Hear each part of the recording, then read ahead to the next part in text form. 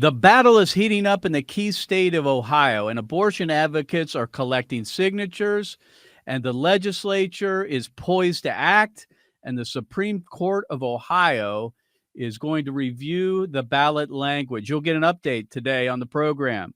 Plus, notorious late-term abortionist Leroy Carhart is dead. What does that mean for our movement and the pro-life cause? You'll get an update on that as well on the Mark Harrington Show.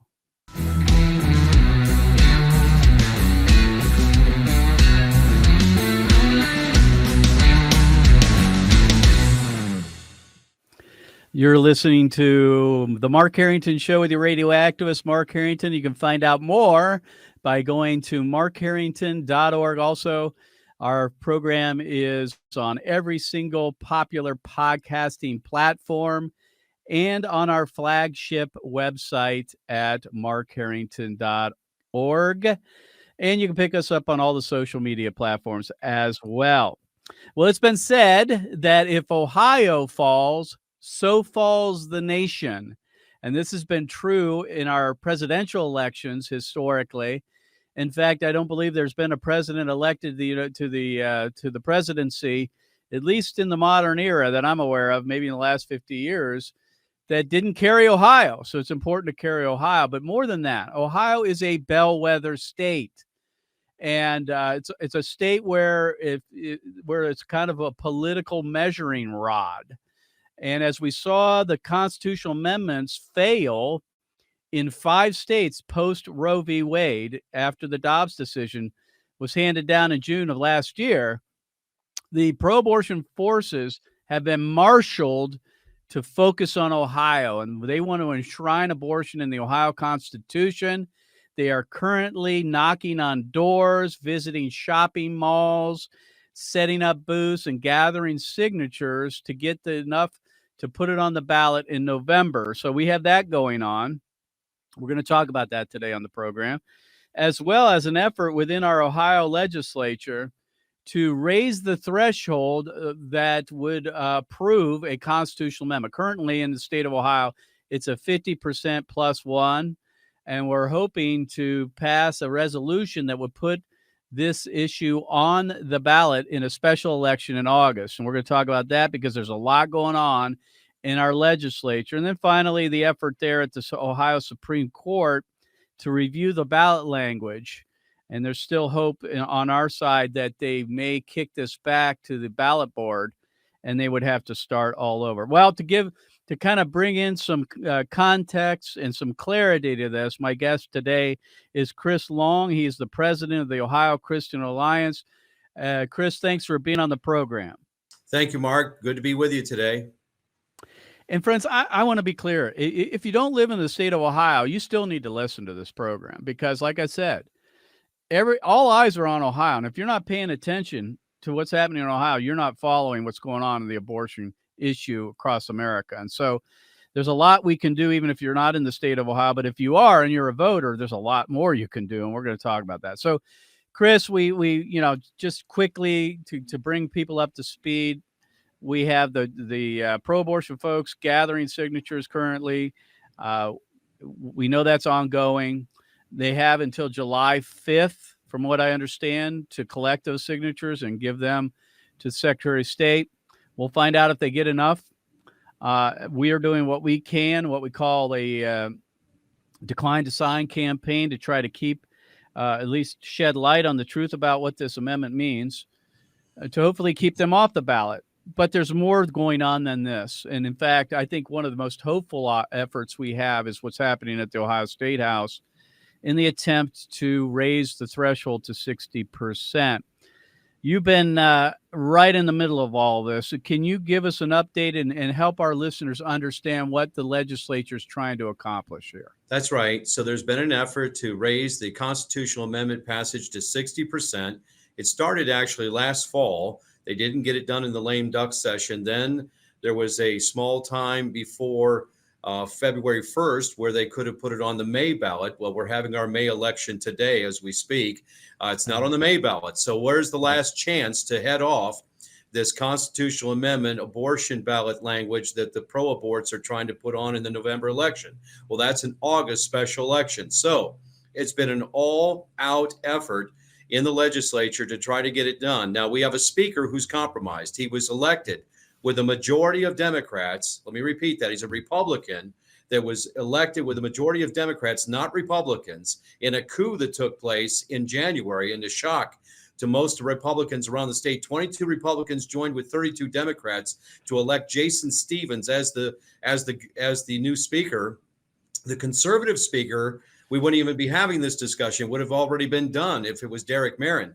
But he had 45 votes, and with the Democrats, they put Jason Stevens over the top. And then the question was, what did he guarantee them? What did he assure them? Well, they wanted to make sure that that threshold was not raised to 60%. And you can look right now, it looks as if they're getting what they want, because this guy is doing everything that they're asking him to do, meaning the Democrats. He's not putting it on the floor for a vote. It passed committee last week. HJR1, we're urging everyone to call the speaker. That's Jason Stevens. Call 614-466-1366 and urge Speaker Stevens to put HJR1 on the floor for a vote. Now, we just got breaking news in the last 10 minutes. The session for this week on Wednesday has been canceled. Let me repeat that. The session has been canceled. So now you're down to next week, either Tuesday or Wednesday, the 9th or 10th, and 10th is a deadline. If it doesn't pass by the 10th, it's not going to be on the August ballot. Then we're going to be facing November, just like Michigan did last November. Yeah. And we would have to push them below 50%. And that is going to be with a shortened calendar.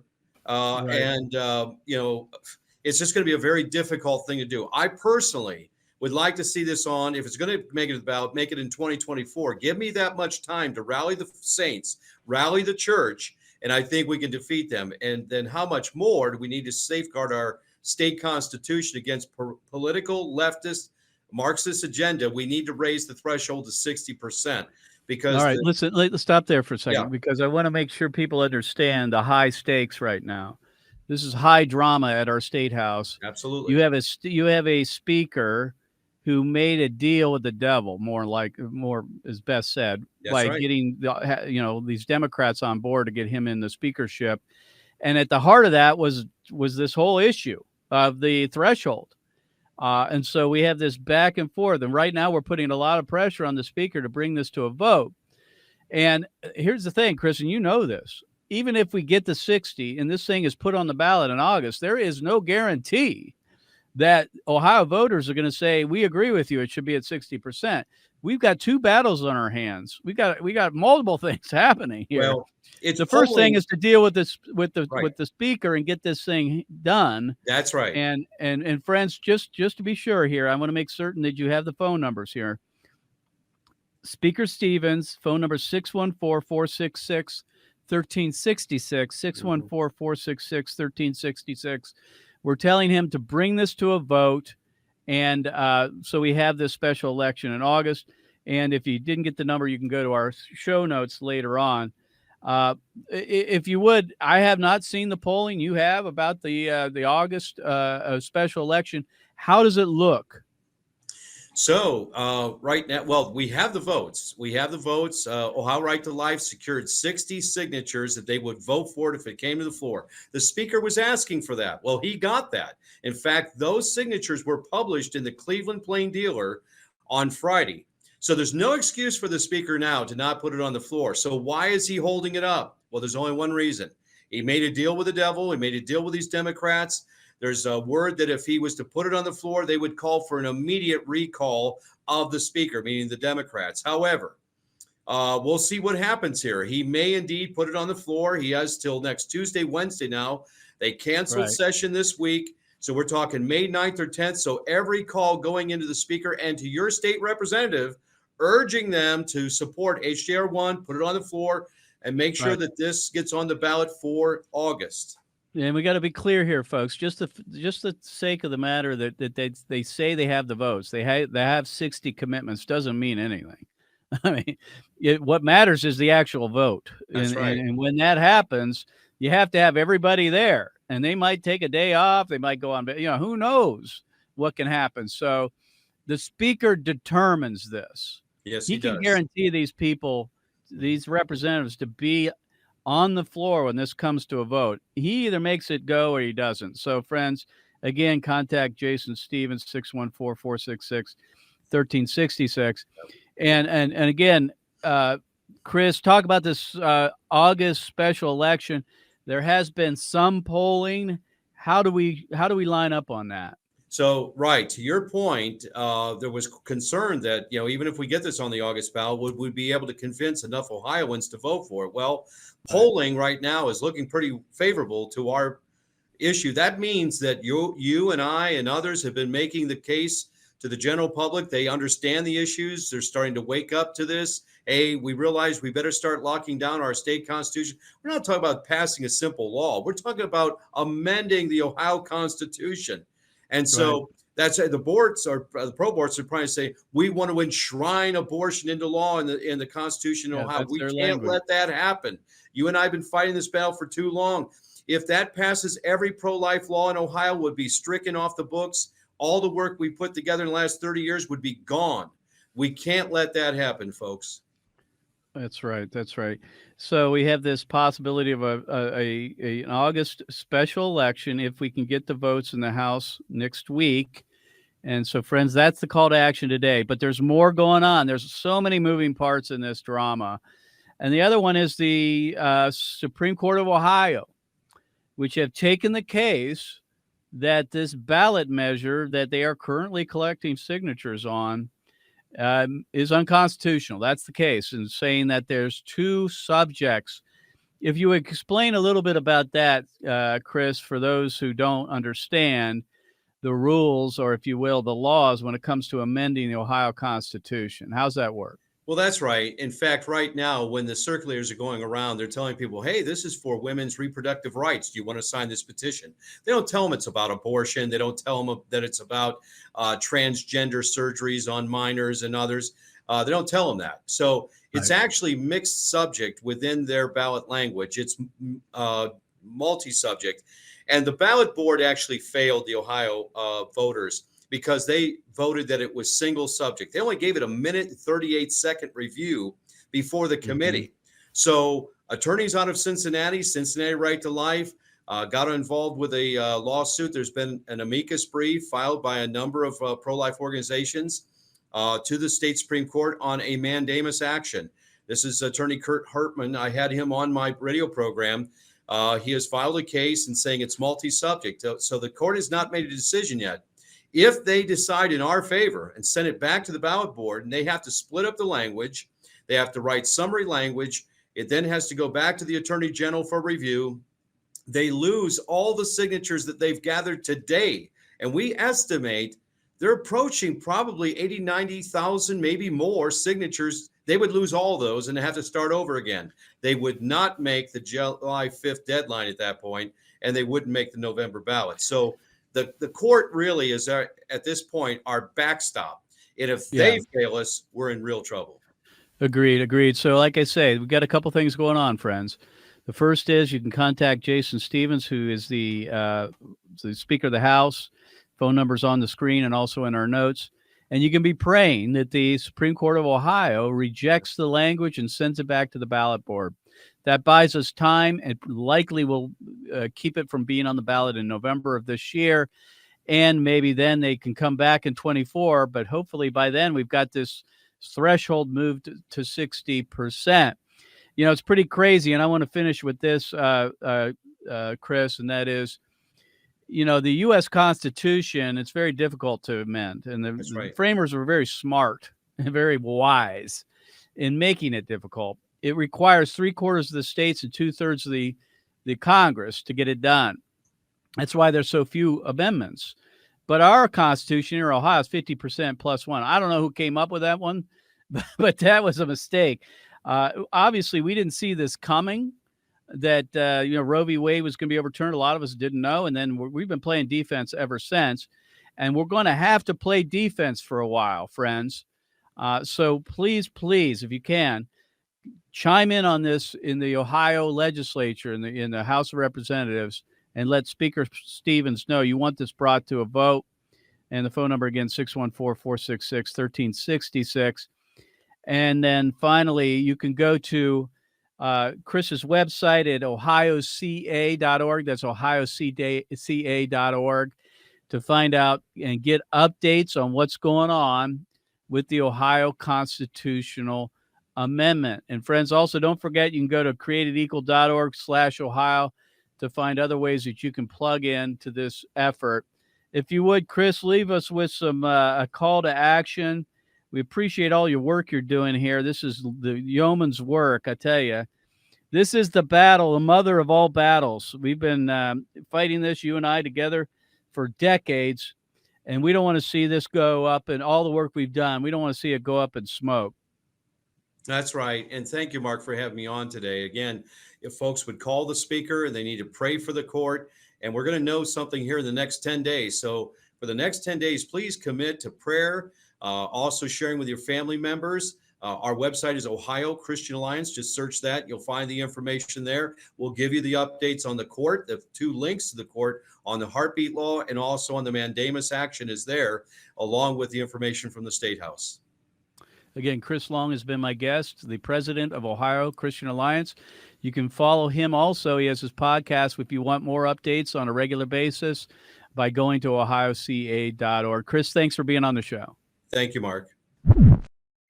So, friends, we've got some breaking news, and that is the notorious late-term abortionist Leroy Carhart is dead after decades of killing babies, some of them up to almost the very moment of birth. Leroy Carhart is dead. And, you know, when I heard the news, first of all, I knew he was sick. I knew that he was looking for a replacement in his Maryland late-term abortion clinic. We all knew that. We knew that his time was short. And then we found out that he was in hospice. We knew that he was going to be meeting his maker. And when I heard the news, I'll be honest with you, I rejoiced in that Leroy Carhart will never be killing babies again. And we can all be happy for that.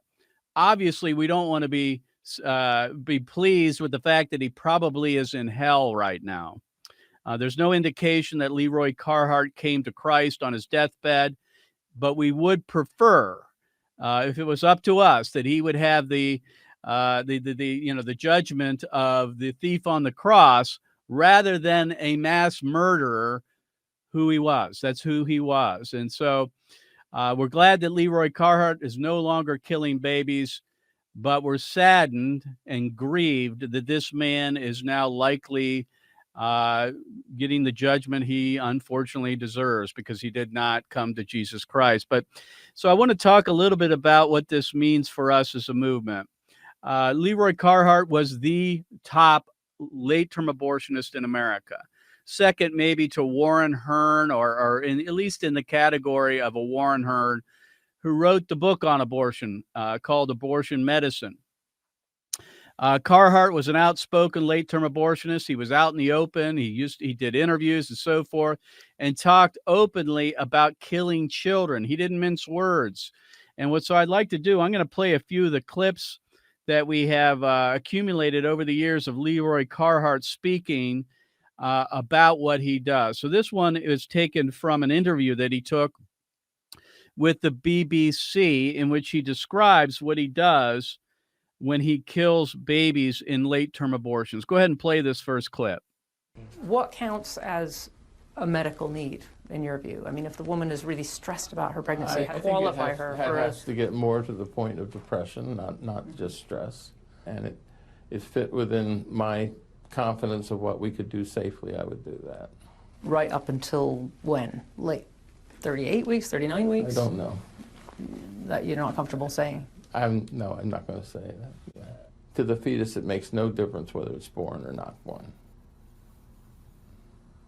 The baby Well, has no here you input. go. I mean, he's asked as to how late he would kill babies. He says he doesn't know. That means that Leroy Carhart killed babies all the way up to the moment of birth. He says that the baby has no input. In other words, they're a non-entity, a non-person. All that matters to Leroy Carhart is the woman. And if the woman can give him a story that this is going to devastate their lives, then it's okay to kill them, whether they're late in pregnancy or not. He basically treats the unborn as non-human. It's amazing that he was so out front about it, that he used the words baby in his description of what he does. All right, let's play the second clip. Again, this is Leroy Carhart on the BBC. The baby has no input in this as far as I'm concerned. But it's interesting that you use the word baby, because a lot of abortionists won't use that. They'll use the word fetus because they don't want to acknowledge that there's a life. So I think that it is a baby, and I use it with the patients. And you don't have a problem with killing a baby? I have no problem if it's in the mother's uterus. It would start. Well, here he says, well, first of all, the interviewer calls him an abortionist. Normally, that's not the case. They call him a doctor or a physician. They normally don't call them abortionists, but that's what they are. And he says that basically, as long as the baby, and that's what he refers to the unborn as, a baby, is inside the mother's womb, the baby's a non-person. So location to Leroy Carhart matters. We talk about this when we use the acronym SLED to try to distinguish the difference between a born child and an unborn child. There's only 4 distinctions: size, level of development, environment, and dependency. And what Leroy Carhart is making the case for is that as long as the unborn reside inside the mother's womb, it's okay to kill them. We often refer to this as the magical birth canal theory. The magical birth canal theory. That is, something supposedly magical happens between the unborn child, when the unborn child is inside the mother's womb, and when they're born. And that is the birth canal. Once they pass through the birth canal, somehow now they're a person, they're a born child, and they deserve the rights of personhood like any other individual would. So again, Leroy Carhart is very frank and candid in what he's talking about here, that it is a baby, but they have no rights in his eyes. All right, we're going to play this last clip from the BBC. Go ahead. Dr. Carhart has been doing this for 30 years and was strikingly matter-of-fact about the medical procedure too. First, he gives the fetus, or baby, a lethal injection. You will have injected the fetus? Yes, first. Right at the beginning. Mm-hmm. And these are the forceps to grasp the part of the fetus and to crush it and bring it out. I mean, it's absolutely horrid. This is really difficult for people to listen to, and I understand that, and I'm bringing this to you because this happens every day in America. Whether Leroy Carhart is around or not, late-term abortions are a real thing. They happen in the state of Maryland. They happen in Washington, D.C. with Cesare Santangelo. They happen in New Mexico. They happen in Colorado. They happen in Illinois, New York, all across America in these blue states. This is going on, friends, and you need to come to grips with it. Leroy Carhart is just saying saying it out loud now, that it is a baby and the baby is being killed. Now he talks about lethal injection. You know, we think about lethal injection, we think about capital punishment, right? That's how criminals are executed in the country, in America, when it does happen. But that's what he's doing with an unborn child. He takes a long needle, sticks it through the abdomen of the woman, the mother, into the heart of the unborn child, and injects a drug called digoxin that brings about fetal demise, a heart attack. And then the baby is delivered days later, dead. That's what he's referring to. Leroy Carhart is dead, which is a good thing. No more babies will be killed by him. Unfortunately, the practice of late-term abortion continues in America. All right, we're going to move on. These clips are taken from the live action series on late-term abortion that were released in 2013. This is Leroy Carhart being caught with undercover video inside his abortion center. Go ahead and play this clip. So Oh. you push it through. So what makes the baby mushy? The fact that it's not alive for 2 or 3 Oh. days. So I'll have a dead baby in me? For 3 days, yeah. Will it start to decay or something? No, Oh. no, it's like putting meat in a crock pot. Okay, it doesn't get broke, but it gets softer. It doesn't get infected or. Okay. So the dead baby in me is like It's meat in a crock pot. Pretty much, yeah, kind of much. All right. I mean, All right. In a slow And, cooker. and what was it that killed it? The injection that The- we do the first into it. one? The second one. Oh, the second one. No, So the baby's like meat in a crock pot. That's how late-term abortionist Leroy Carhart describes what happens to a child after they are injected with digoxin. And I want you to just let that sink in. The visual of a meat in a crock pot. That's how he refers to unborn children. I mean, it's beyond belief. This man was a monster, and he was a killer, and he lived among us with impunity for the most part. And he has finally met his maker and is meeting the judgment of God over what he did. Unless he came to Christ in the last hours, which again, there is no indication that he did that. All right. Last clip. Again, this is from Live Action's Undercover series on late-term abortion. Go ahead and play this last clip. For some I've reason, never had. I'm not able to deliver. Well, you'll be able to get it out. Take it out in in pieces. pieces. But that at 26 weeks was very, very rare. And what do you use to break it up?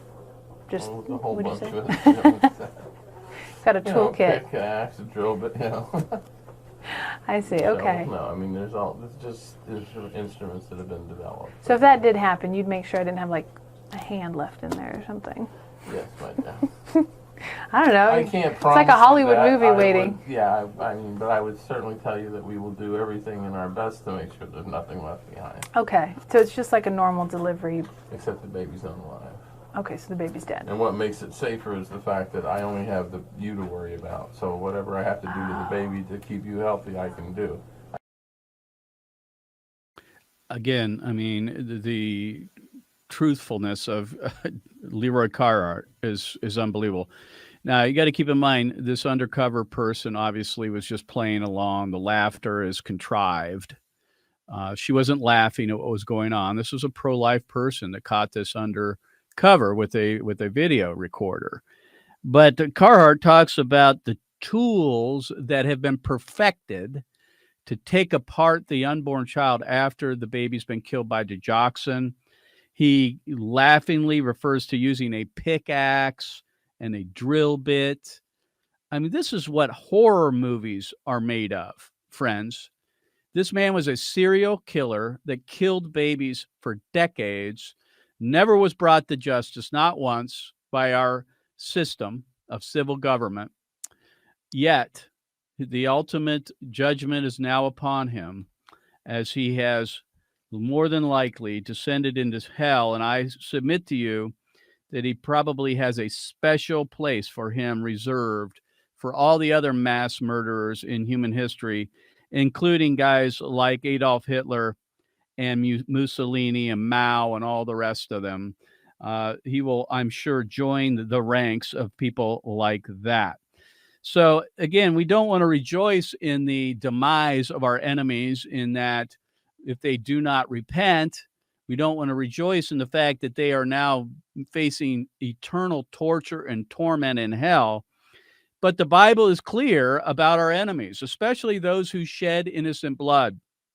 And I want to refer to a couple of passages that do talk about this. And they're difficult passages to comprehend and to digest.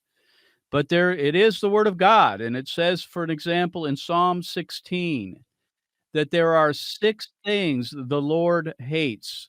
Yea, 7 are an abomination unto him: a proud look, a lying tongue, and the hands that shed innocent blood. Now, he's referring to the hands that shed innocent blood, but it's the person with the hands that shed innocent blood that the Lord does hate. I know it's difficult to grasp, but it's in there, and that's the way it's treated in Scripture, and that's how God views it. Proverbs 28, verses 15 through 17 reads this way: A man who is laden with the guilt of human blood will be a fugitive unto death. Let no one support him. And this speaks of the fugitive nature of those who kill innocent life, innocent human life. And that's what Leroy Carhart did. These children could not defend themselves. In fact, they are the most defenseless humans among us, which makes him more than just the typical mass murderer. Or at least they could fight back, at least at some level in many cases. The unborn have no opportunity to defend themselves. They're completely vulnerable and innocent. And so the Bible's clear that we should, they will be a fugitive unto death. Now, he wasn't a fugitive in the sense that the civil government brought penalties against him, but he was known for what he did. And because of that, he was isolated and marginalized. But it goes on to say, let no one support him. We as Christians should be shining the light of truth on these people who are killing children in our communities. It's been said in the past that that abortionists should be known for what they do, and they shouldn't be able to live a, quote, normal life in the sense of you and I. That they should be known for what they do. They should be able to be forced to answer for what they do to the communities to which they live in.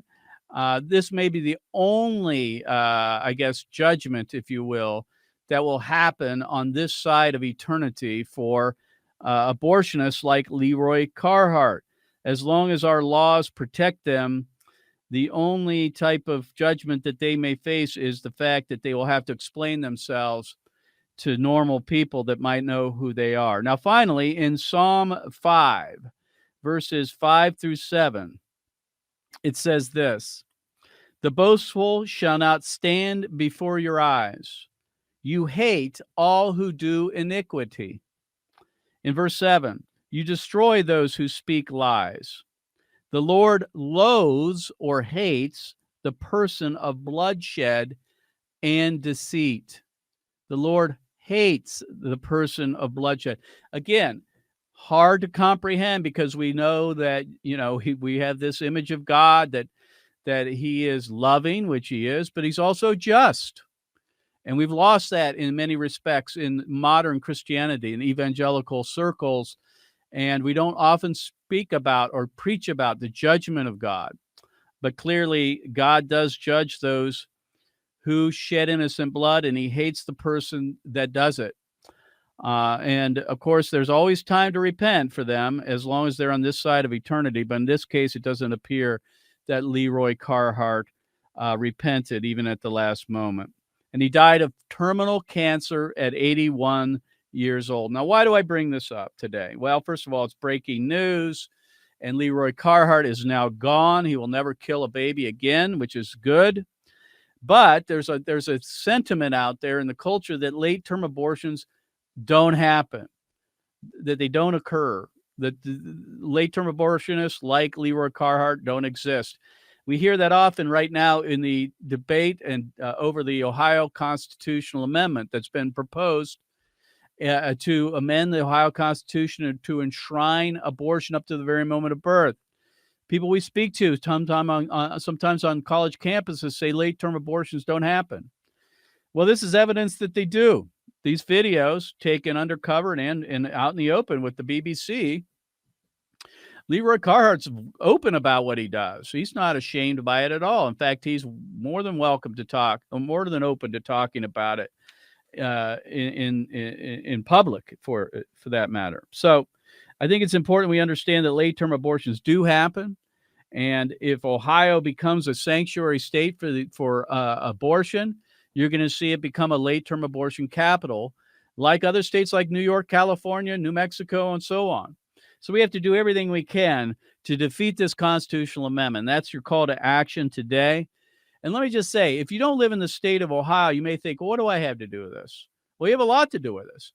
Because if Ohio falls to the abortion lobby and they enshrine abortion in the Ohio Constitution, so will the nation. And this will be a domino effect that will go across the country. this wave that will take over other states like Ohio. And we will be looking at a scenario, more than likely, in which it could be conceivably worse than it was before the overturning of Roe versus Wade. That's hard for me to say, but we are staring down the likelihood of that happening if they prevail in Ohio. So what can you do to defeat this amendment? First of all, you can go to our website at createdequal.org/Ohio. That's createdequal.org/Ohio. And we have a couple of marching orders there. First of all, if you do live in the state of Ohio, we have what we call the decline to sign. You can sign up to be a volunteer with Created Equal, to go out to the sites to which the pro-abortion folks are getting signatures to get this on the ballot. And you can be a truth teller. We train you on how to do that in the decline to sign video. It's on our website again at createdequal.org/Ohio. Also, you can get your church involved, your pastor.